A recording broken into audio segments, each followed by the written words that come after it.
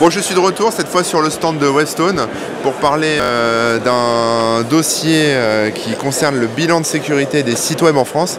Et donc avec moi pour parler de ça, j'ai Jérôme Billois. Bonjour. Bonjour.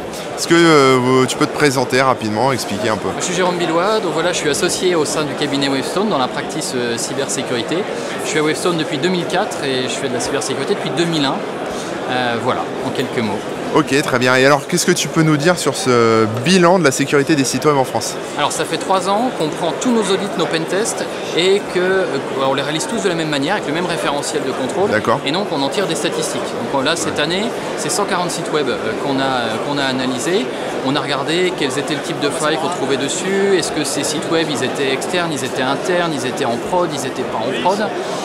Et malheureusement, le bilan qu'on en tire, il n'est pas très bon. Parce que ce qu'on voit, c'est vraiment une stagnation sur les chiffres.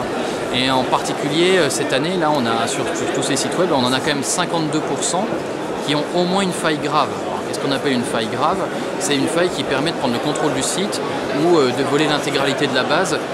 Voilà. Donc, on voit que voilà, plus de 50% des sites web des grandes entreprises sont très vulnérables. Et ce qui me fait encore quelque part plus mal au cœur, c'est que 50% de ces sites web, ils avaient déjà été audités les années d'avant. D'accord. Et donc finalement, les nouvelles fonctionnalités ont amené des nouvelles failles et ça n'a pas été anticipé. Ou alors, encore pire, et malheureusement ça arrive aussi, c'est que ces failles, elles n'ont pas été corrigées d'une année sur l'autre. D'accord. Et ça, je pense que ça démontre vraiment le problème qu'on a aujourd'hui, c'est que on continue à s'asseoir sur la sécurité, clairement, et en particulier la sécurité des développements web. Pourquoi? Parce que l'éternel problème, il faut aller plus vite, il faut sortir ce site, etc. La question, c'est est-ce que l'année prochaine, ça va s'améliorer avec le fameux RGPD, le règlement européen sur les données personnelles? Parce que maintenant, il y a l'obligation de notification. Oui, bien sûr. Ouais. Donc j'espère que ça va finalement peut-être un peu plus motiver pour investir dans la sécurité des sites web, mais on va se dire rendez-vous l'année prochaine pour voir si ça va bouger. Ouais, on verra. Écoute, j'espère que les gens... Après, c'est toujours le même problème, c'est-à-dire ceux qui n'ont pas la conscience... Qui prennent des risques en fait, parce qu'ils ne corrigent pas alors que la faille est remontée. C'est dommage de payer un audit de sécurité et de pas corriger la faille derrière, quoi. Et même ça a un effet sur les équipes et sur oui, aussi, c'est un peu démotivant parce qu'on audite et des fois on a l'impression que ça sert à rien. Il faut quand même être assez honnête. Voilà, donc bon, il y a quand même des entreprises qui s'y mettent, qui investissent, et il y a un tel retard et un tel backlog finalement de vulnérabilité à traiter que souvent c'est difficile. D'accord. Par contre, on voit quand même des choses où maintenant on arrive dans les process agiles à intégrer finalement des personnes de la sécu directement dans les équipes. Et on sent que c'est plus dynamique, on arrive à rapprocher les contrôles des développeurs. Par exemple, on peut faire une revue de code automatisée avant de faire un commit. Et typiquement, ça rapproche la détection de la faille du développeur. Il y a un cycle de retour qui est beaucoup plus court.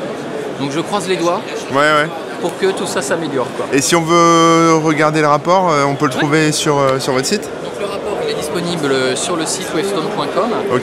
Directement, il y a une partie qui s'appelle Insight. Il faut choisir cybersécurité et on trouve tous les chiffres qu'on a pu analyser sur le marché. Ok, top. Et alors j'ai vu que vous avez sorti un radar. On va peut-être, si ça t'embête pas, je vais juste me rapprocher. Un radar. Donc moi je suis très content de ce radar parce que il faut le dire quand même, il y a YesWeHack qui est là, donc je suis assez fier de ça, mais il est plutôt pas mal. On a pas mal de boîtes qui sont référencées. Vous avez essayé de mettre quel type de société?